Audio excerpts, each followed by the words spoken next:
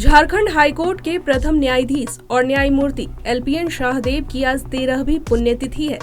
इस अवसर पर आज शुक्रवार को सूचना भवन स्थित जस्टिस एलपीएन शाहदेव चौक के पास उनकी प्रतिमा को श्रद्धांजलि अर्पित करने के लिए कई दिग्गज और सामाजिक लोग पहुंच रहे हैं। सूबे के मुख्यमंत्री हेमंत सोरेन, पूर्व मुख्यमंत्री रघुवर दास सहित कई दिग्गज नेताओं ने उनकी प्रतिमा पर पुष्प अर्पित करते हुए उन्हें श्रद्धांजलि अर्पित की और झारखंड राज्य के आंदोलन में उनके द्वारा दिए गए योगदानों को भी याद किया।